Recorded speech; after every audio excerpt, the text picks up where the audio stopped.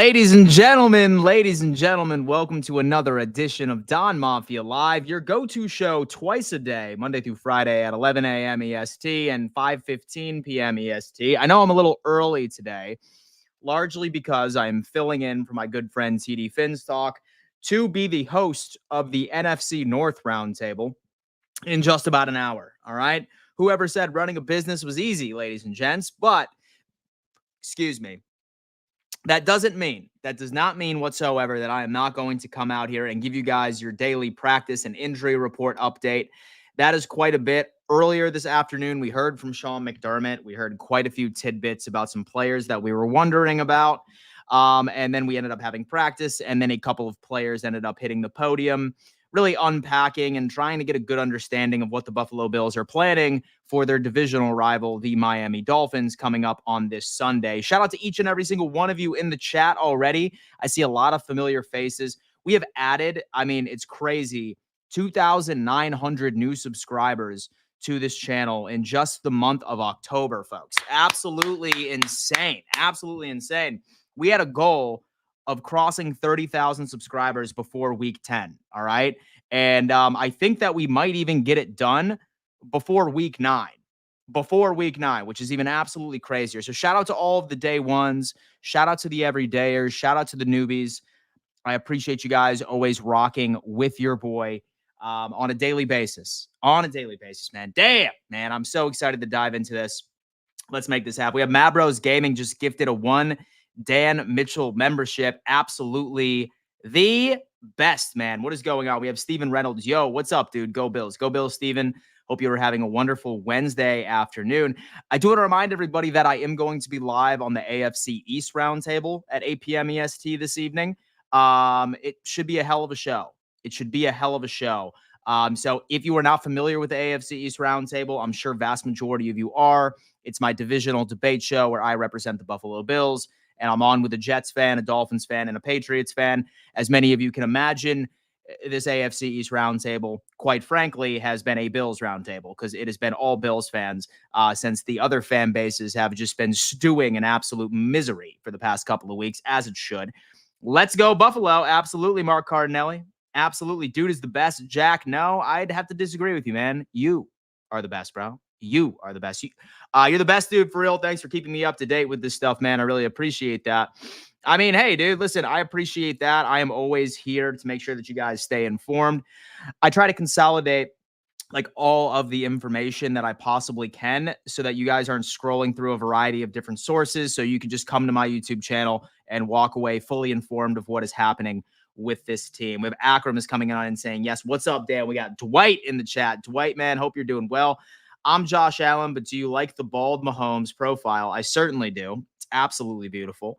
Go Bills from Ireland. Seamus is in the chat. What's going on, man? Hope all is well. Good evening to you, my friend. It's a late one. He's hopping in just to keep up with his favorite football team. I love that. Hot take, Von Miller gets 2.5 sacks, and our defense forces 2 fumbles and 2 picks.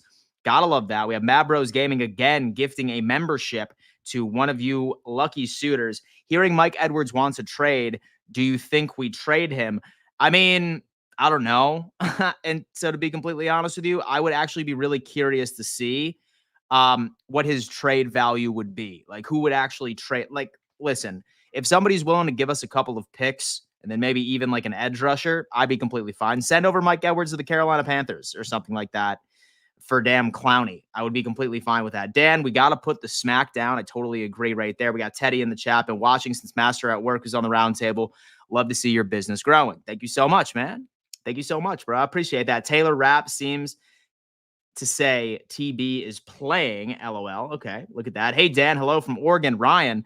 Hope all is well out in the land of Oregon. My friends, signing Micah would be fire. Man, we got Jack in the chat already. Dwight Schwieger is in the building. You are welcome. Mad Bros Gaming.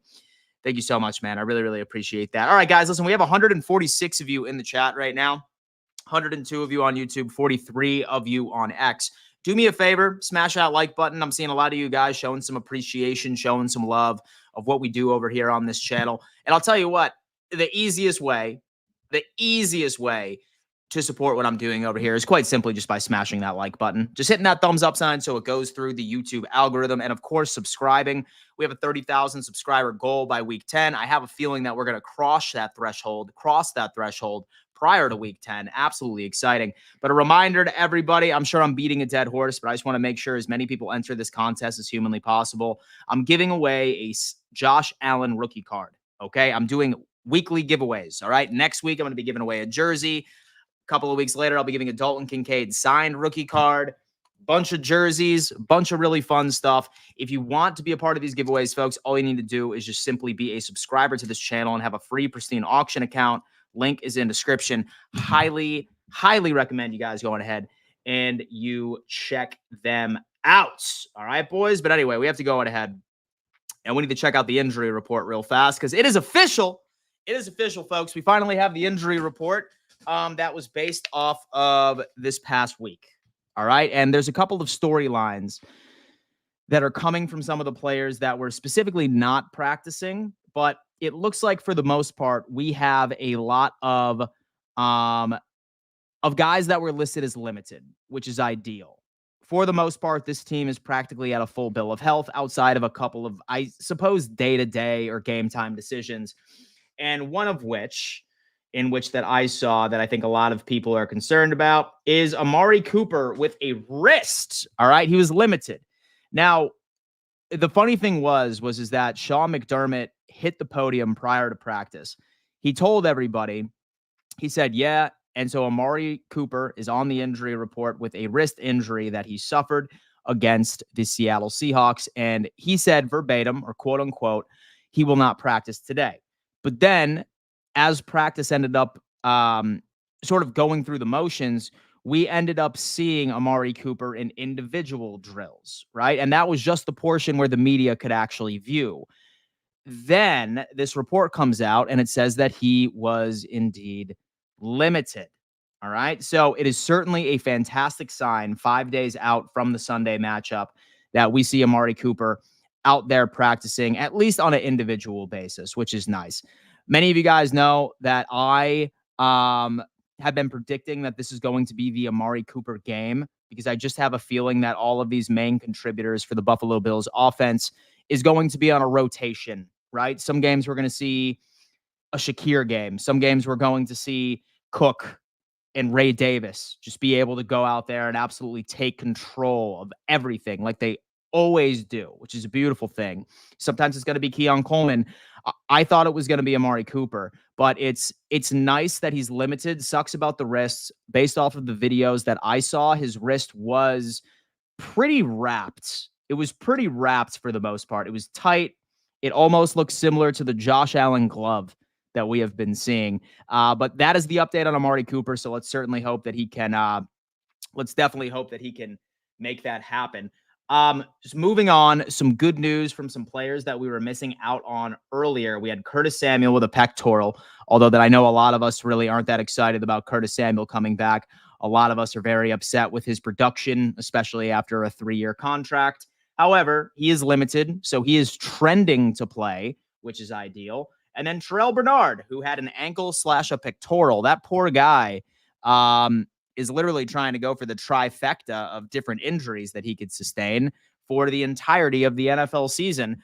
But it is good to see that Bernard is back out there. That guy is just built of steel, baby. He's built by steel or something like that. Glad that he should be able to come back. But even if he doesn't, folks, I wouldn't even necessarily be worried because, again, like I'm sure many of you collected from my earlier stream where I previewed the Buffalo Bills and the Miami Dolphins. I really don't even think that that's much of a necessity, if you will, based off of what we were seeing. And then we have Alec Anderson, who is obviously a depth piece on the offensive line. He did not practice due to a personal matter. So I would imagine that's not going to affect game time. And then also Reggie Gilliam, who has a hip, and he was also limited. And let's be honest with ourselves, Reggie perhaps gets maybe 10 to 11 snaps each and every single game. So when I'm seeing this list, barring any setbacks, this right here is indeed very encouraging.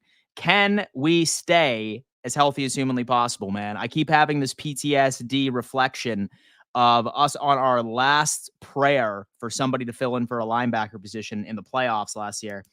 Um, let's just pray. Let's pray that all of this is going to happen. We have Cheesy Pop in the chat saying, do you know when Carter comes back? So Dwayne Carter was added to the IR. So at bare minimum, he is not going to be out, or he is going to be out for 4 games. That's bare minimum, right?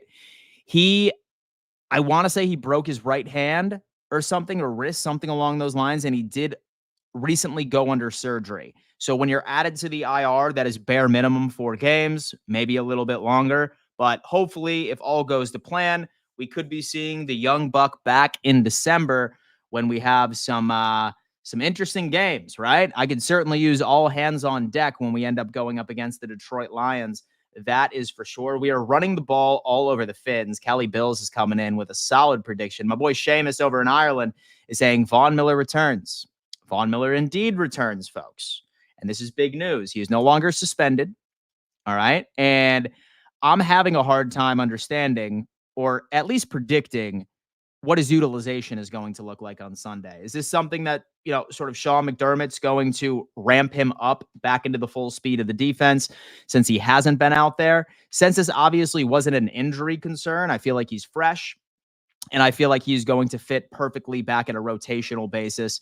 Look for Vaughn to be taking anywhere between 30 to 40% of the workload on the defensive line. Him and Epinesa being able to rotate on a solid basis. I would be completely fine with that. And then adding even more to the Von Miller return, here's also something that I want each and every single one of you to consider.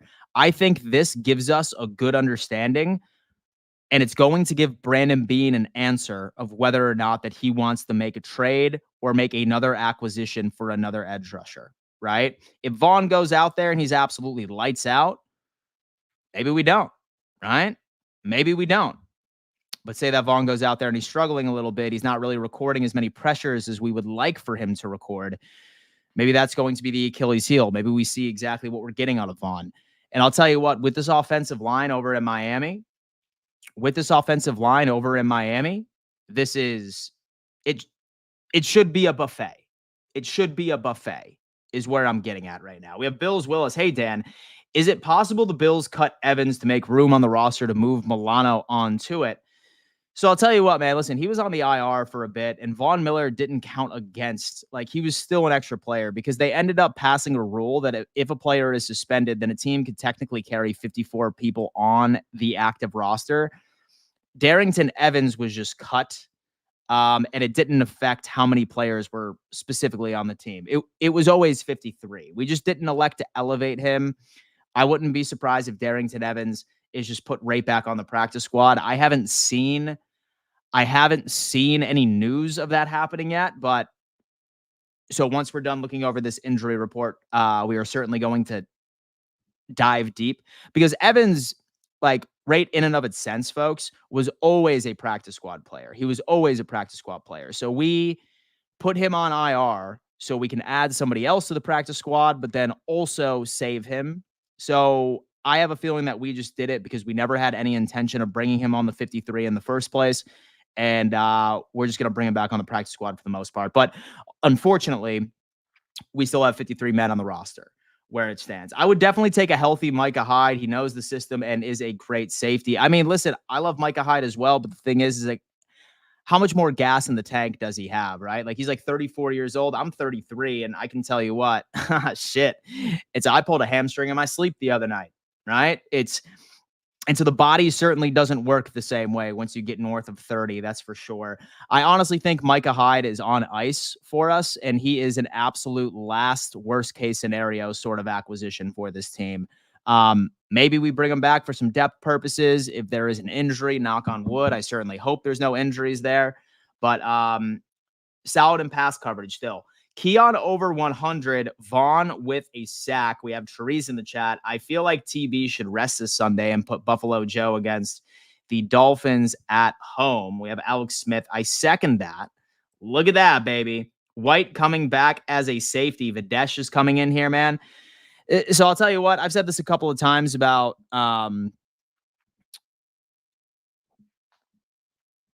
Trey White, and I suppose I'm trying to be careful here. Um, he was wonderful in Buffalo prior to the injuries, right? Like he was regularly on the top 100 for NFL players, but folks, he just don't got it anymore. He is statistically the worst cornerback in the NFL.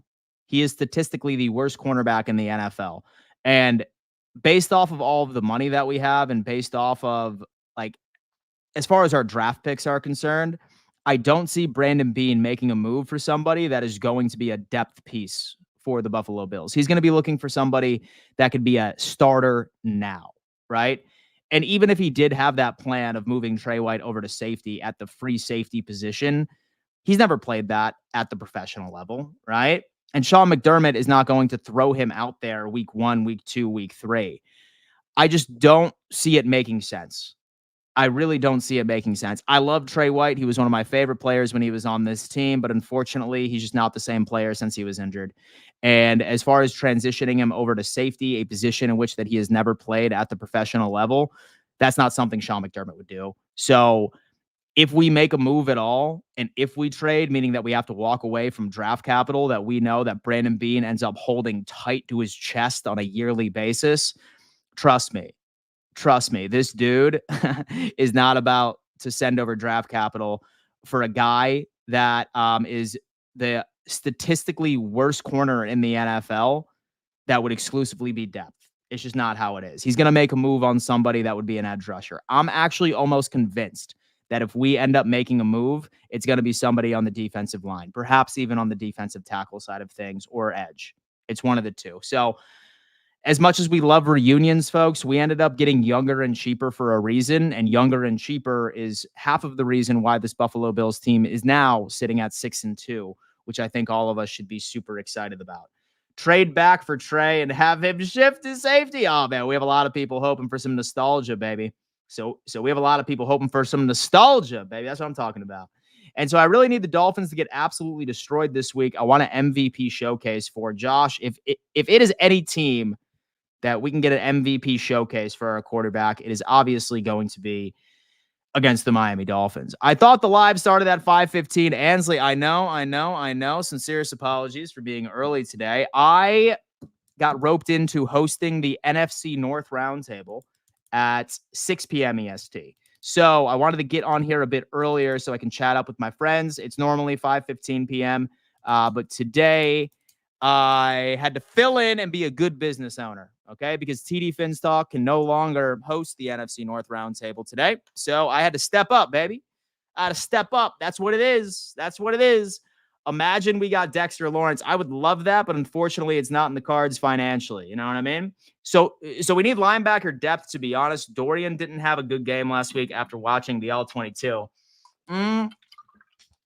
So here's another thing. Listen, trust me, I remember where we had to rely on A.J. Klein as a linebacker against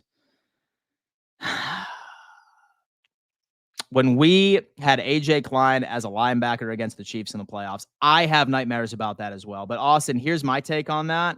Is Matt Milano may be back by December.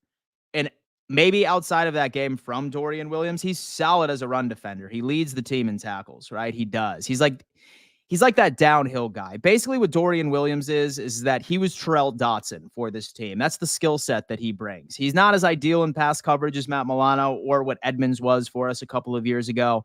But here's my thing. If the Buffalo Bills ran a lot of base 4-3, like where we didn't have a slot corner and we just had 3 linebackers out there and only 4 DBs, then damn right. 110%, I would 1,010% go for a linebacker, right? But as far as like spending some draft capital, not particularly sure that Beane would do that, right? So I'm not particularly sure, especially since we run a lot of nickel, like with just 2 linebackers, and we have Taryn out there as that 5th DB. So I could see us adding to the linebacker room if we keep on getting cursed with injuries, but I think it would be more so bringing somebody off of the couch that is still a standing free agent, if that makes sense. If that makes sense. That's basically where we're at right now. We have, what if Dorian goes down? Then we're even more fed. I mean, listen, at the end of the day, I think that we just need to pray and cross our fingers and hope that his young body is still flexible enough to be able to avoid that for the most part, right? Having Bernard back is going to be great. And then obviously Spectre. I know people aren't necessarily happy with Spectre, but pass rush, pass rush, pass rush. If you want to be able to mask some of the issues that the back seven have, like on your defense, what you need to do is make sure you get to the damn QB, baby. Just get to the damn QB if necessary. So, I don't know. And so, I mean, I would definitely be interested. I think that there's still room on the roster where we could improve linebacker depth. But as far as making a trade, not sure Brandon Beane would do that. But I do agree. And so I would be fine with bringing in some extra help, especially come playoff time. What are your opinions on going all in and dropping at least a first for Crosby? Somewhat like that. And so the Rams did when they ended up winning the Super Bowl. So we wouldn't be able to afford him, unfortunately, because he has a bunch of guaranteed money this year, the following year. And right now, I think if he were to be traded, he would be owed close to about $8 million, $9 million. We only have $2 million on like right now. And the thing is, like, yeah, like we could ask ourselves this, like, would we do it? Like, say, for example, that Brandon Beane found a way to make the contract work, right? Like, he's a great GM. He could figure it out, probably. But let's ask ourselves not what we would do. Let's put ourselves into Brandon Beane's shoes and act, speak, and live your life like Brandon Beane, right? A player like Max Crosby would bare minimum cost 2 first-round picks, 2025 and 2026. Sure, some of us might be like, hell yeah, let's go all in. But let's ask ourselves this, would Brandon Beane do that? Right? Would Brandon Beane do that? And that's kind of like where like I'm like sort of like afraid to say, oh yeah, like hell yeah, I would do that. But like I think we need to understand the sort of GM that we have. And if I had to assign something to Brandon Beane, it would have to be that he loves his draft picks. He loves building the team from the future. And for the most part, he does a pretty damn good job. He does a pretty damn good job when it comes into it because half of our stars on the team currently were drafted in the 3rd, 4th, 5th, 6th. So that is the only setback. As far as money is concerned, Teddy, like Myles Garrett, like we could afford Myles Garrett for sure because he's only owed $800,000 this year and he has no guarantees in 25 and 26. Like we could very easily restructure his contract, pay him the $800K this year and even walk away from him next year with limited to no issues on our cap. But the caveat there is Brandon Beane going to spend 2 first-round picks? I don't think so. So that's kind of where I'm at. Right? We will squish the fish this Sunday, and then we're going up against Flacco next week. Flacco against Buffalo Bills defense and the Indianapolis Colts. And if you thought the Buffalo Bills wide receivers prior to Amari Cooper, so we're struggling creating separation, just wait until you see the Indianapolis Colts. They also are having some issues. Spectre is hurt. Just a thought as much of our starters. He's a damn good backup. Beane is stingy with draft picks and do not see us pulling off any big trades. I mean, listen, like, here's the deal. Like, I feel like people saw the Amari Cooper move and everyone was like, oh my God, yeah, man, we're going all in. Like Beane just said, fuck them picks. And Beane said, fuck this money. Like, we're just going to go on ahead and bring in stars. We were lucky, bro. Like we ended up seeing Amari Cooper on the shelf, but it was mislabeled from the store. You know what I mean? Like we basically ended up getting a PS5, but somebody that worked at Best Buy like accidentally put like so at the price of a Switch or something like that, right? Like we basically got him for $800,000 this year, and he has no guarantees after the fact. He's a free agent next year. So like that's why we got Amari Cooper. And I'm afraid that when we made a move like that, like we see that name and we're just like, oh man, like we must have paid a lot of money for him. Nah, we didn't. Nah, dude, we didn't, man. We got him cheap. That was a steal. Like that was an absolute steal. But I love it. And so I love me some Myles Garrett. He's one of my favorite players in the league, man. Garrett Oliver and Groot on the line would be crazy. We have Ansley in the chat. I might have missed it. If I did, I'm sorry, but have you heard anything more about Cooper's injury? Yeah, most definitely. So he has a wrist injury, and during all of the practice tape that I have seen on X, his wrist was wrapped pretty tight. It looked pretty fat. So, if you will, Sean McDermott started off the press conference by saying that he wasn't going to practice at all. He said he wasn't going to practice at all, but then he was seen doing individual drills. And then after the media viewing portion, this injury report came out and he said that it was limited. So this is a good sign, in my opinion. This is a good sign, in my opinion, based off of all of that. Still some pretty crazy stuff right there. Is the AFC East roundtable today? Robert Kane, yes, sir. It's every single Wednesday at 8 p.m. EST, baby. You already know what time it is. We have 252 of you in the chat already. Shout out to everybody. 171 of you on YouTube, 80 of you on X.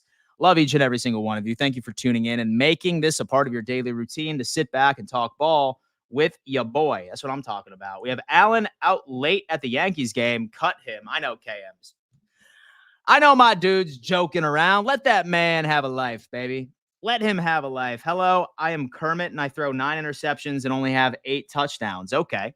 We have Jared Neiman is coming in saying, Dan, my friend is a Broncos fan. He says the Broncos are better than the Bills because they beat us last year off of a 12-man on a field. What should I say? So I'm going to tell you what, Jared, some things just aren't worth a response because they sound just so astronomical. One thing I will say about the Denver Broncos is that I think this team's going to make the playoffs. And I also think that they're going to beat the Baltimore Ravens next week. And I also think that they're going to beat the Kansas City Chiefs the following week. I love their defense. Bro. But time will tell.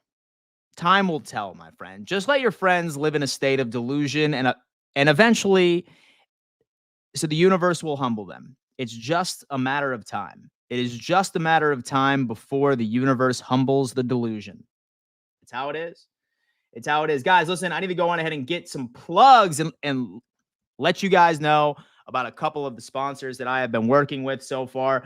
Shout out to Rhythm, guys. All right, listen, if you are sports gambling degenerates, I have to tell you one thing. I was always a criminal, or I always made the mistake of betting with my heart and or my mind. But then I decided, I was like, you know what? I need to work with artificial intelligence.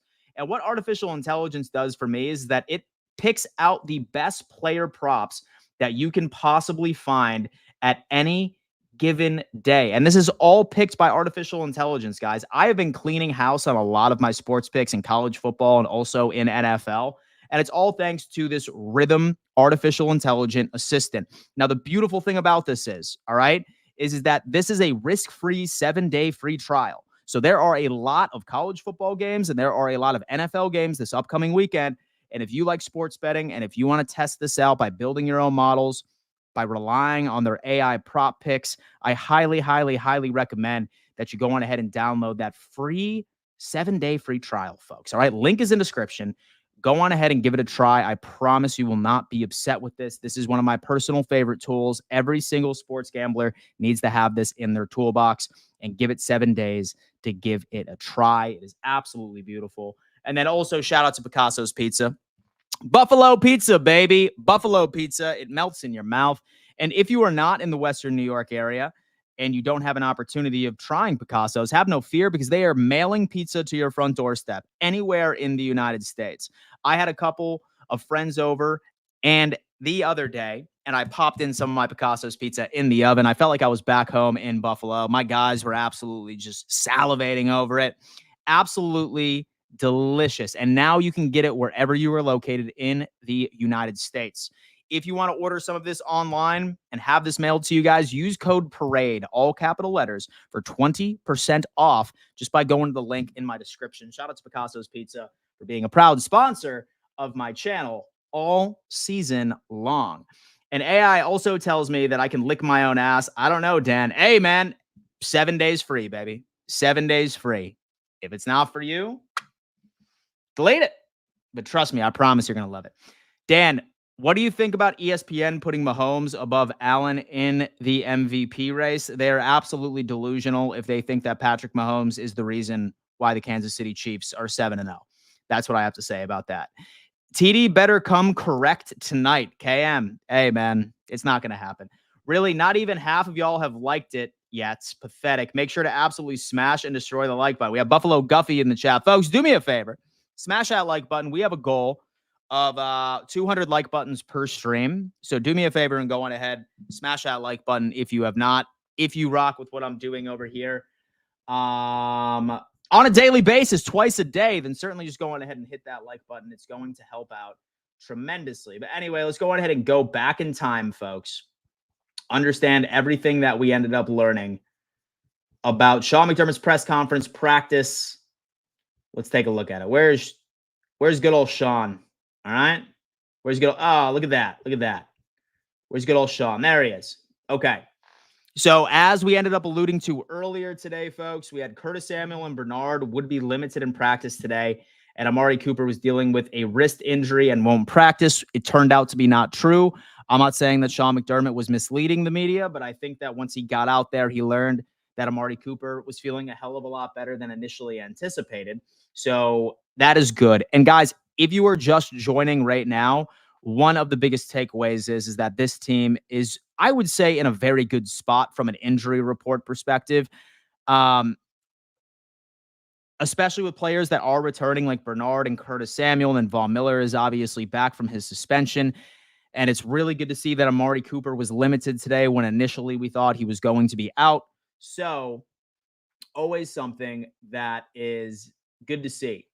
Good to see. But moving on, we saw that Von Miller is at the facility and practicing today. We ended up seeing that. Okay, we can go ahead and move on a little bit more. And look at this. Sean McDermott says Matt Milano is moving in the right direction in his injury rehab process. Calls Milano even more of a leader this season. All right.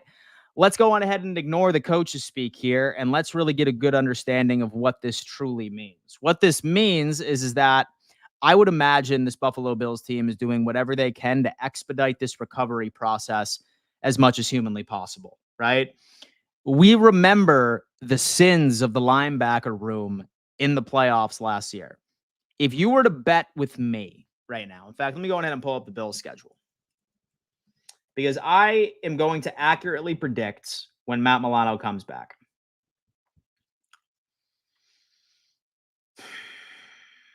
Here's my thought process. I genuinely believe Matt Milano will be back as a linebacker this game right here. December 1st against the San Francisco 49ers. Now, will he play the entire game? Now, will he be out there 70 to 80% of the snaps? No, I'm not saying that at all. I think he will be on a pitch count, but I do think that he will be activated off of the IR, more than likely on the Kansas City Chiefs game or before the bye week or directly after the Kansas City Chiefs game. And then he will have his debut back with the Buffalo Bills on December 1st. That right there is going to be immaculate. Then afterwards, right in the Rams, we are going to see his production. I would say probably about 40 to 50% of the snaps, still a pitch count, but he will be all systems go by the Buffalo Bills and the Detroit Lions game. I think that's what's going to be it. He will be activated for the 49ers. He will have a slow revamp period. Then in the Rams, he will be at about 40 to 50%. And then by the time that the Detroit Lions game is right around the corner, we will be seeing full-on Matt Milano and Terrell Bernard. Let's pray that we can finally see this combo right in front of us. And that would be next level. That would be next level, baby. Dan, and are we really going to beat the Chiefs in the regular season or the playoffs? Jared, I hope so. For the sake of my sanity, I certainly hope that that's the case, Jared. John, last week, they were talking about beat the Seahawks, and we will see what kind of team we are. Shaking my head. Guys, listen. I feel like the sooner that we accept, and the sooner that we accept that no matter what the Buffalo Bills do, they will always move the goalposts, I think our sanity will be salvaged.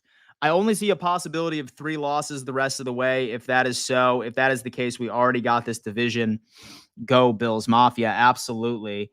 Jared, maybe. We have Hillslayer in here. Hopefully we drop the regular season game to the Chiefs because reverse psychology. I mean, listen, my biggest fear is this, right? So this is my biggest fear. And so I'm about to be vulnerable with you guys when it comes into our matchups with the Kansas City Chiefs. I have a theory, and I could be off, but I have a theory that for the past couple of times we've played this team in the regular season, we have showed them everything. We have showed them absolutely everything. We sort of bust out our best plays. They see our playbook. And then we walk in there and we attempt to like implement some of the same things into the playoff game. And Andy Reid already has an answer, right? Like he sees our defense. Like he like really pays attention to our defensive game plan. And we pull out all of the exact same stops that we did during the regular season. That way the Chiefs team is able to adjust, hence why they're able to win.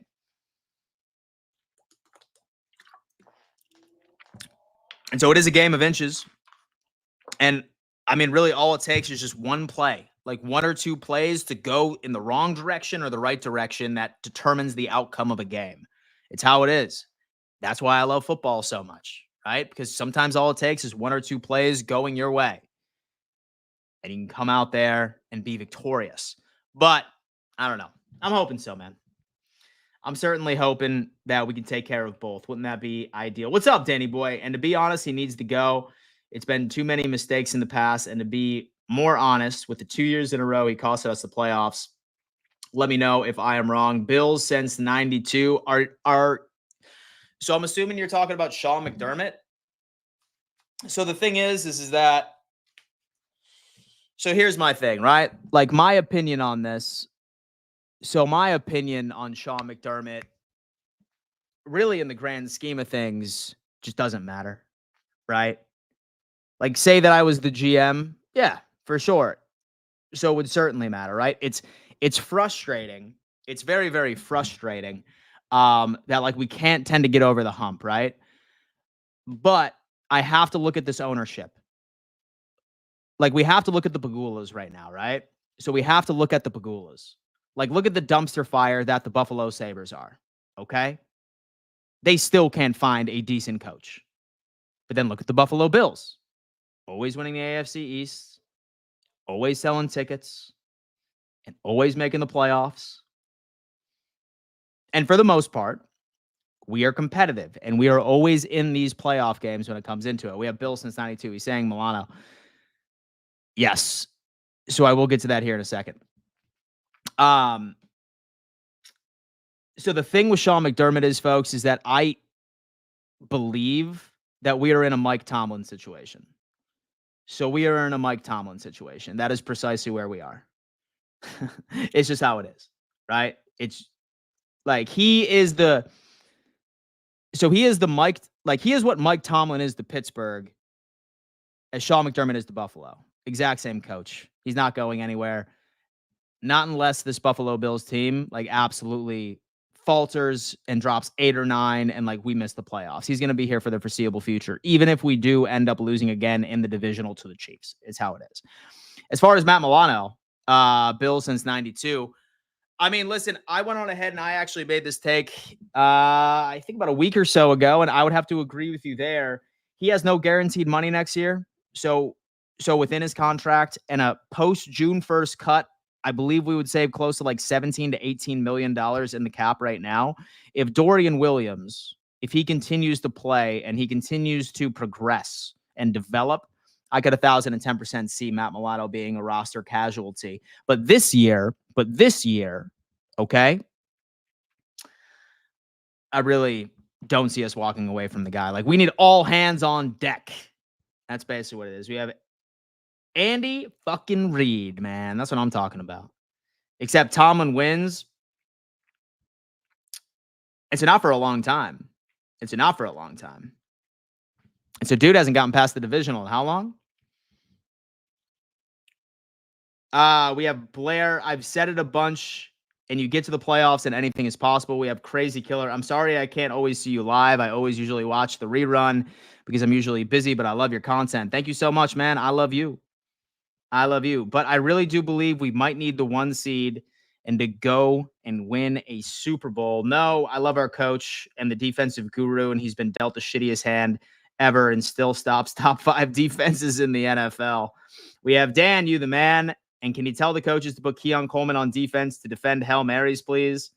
He could have intercepted or knocked it down against the Jets. Thanks, Chris. Hey, man, listen, I'll go ahead and I'll send an email. Bills boot camp. And so do you think we should get Trey back for nothing? No, because it definitely wouldn't be nothing, right? And as much as I love Trey, he is statistically the worst cornerback in the NFL. It's sad to say, but like he just like hasn't been able to recover from his injuries. And some people are saying, oh yeah, like so we could move him over to safety. So Sean McDermott is not going to just throw Trey White out there when he has never played that position professionally. And even if that was the plan, like that would take about like 5 to 6 games for him to be implemented. And I just don't see us like really spending anything at all. And the only way that Trey White comes back to the Buffalo Bills where I wouldn't be upset about it is as if the LA Rams end up releasing him and we end up picking him up on some dirt cheap contract. I think that's the only way that I would be okay with it. And so our team was crap before Sean. He shouldn't go. And you have to bring Trey back for the fans and his personality. We have Jared. Dan, last year's Chiefs or this year's? I mean, see, I feel like this Chiefs team is just very well coached. I feel like on a personnel basis, especially with how many injuries that they have sustained so far, they're really the same talent-wise, I would say. So they're certainly there. And so I have us losing to the Niners, Lions, and a trap game somewhere here and there. And so I do think we can pull off a win at home versus Kansas City. So I have us finishing 12-5 and the 2 seed again. Okay. And so if the refs get their mouth off of Kansas City's cock, we might have a chance. And I am speaking for the NFL, not just us. Absolutely, absolutely love it, dude. Absolutely love it. All right, guys. So your boy needs to host the NFC North Roundtable, and that's starting in about 20 minutes. But I do want to remind everybody that I am giving away this Josh Allen rookie card. In order to be in this contest and my series of giveaways, I am doing giveaways each and every single week. All right. So I have a Dalton Kincaid signed rookie card. I have a signed James Cook jersey. I have a signed Taron Johnson jersey. I have a signed Christian Benford jersey. I have a signed Greg Rousseau jersey. I'm doing giveaways for the rest of the season. All right. And if you want to be a part of these giveaways, you must be a subscriber to this YouTube channel. So I'm talking to everybody that is watching on X, all 103 of you, and all 172 of you that are watching on YouTube right now. Say, for example, that you're lurking and haven't subscribed and you want to be a part of this. Yeah, make it happen, guys. Honestly, I'm going to go ahead and take a look because we are on the countdown to 30,000 subscribers right now. We have 29,216 have subscribed to the channel already. We are so close to 30,000, and I really think that we have a good chance of being able to surpass this. I'd say after, I would say after this Miami Dolphins game. Seriously. Love you guys. Thank you so much for tuning in. As a reminder, I am live every single day, Monday through Friday, at 11 a.m. EST and 5:15 p.m. EST, as well as my live play-by-play reactions whenever the Buffalo Bills play. Thank you so much for tuning in. I will see you at the AFC East Roundtable later this evening, and go Bills. Peace.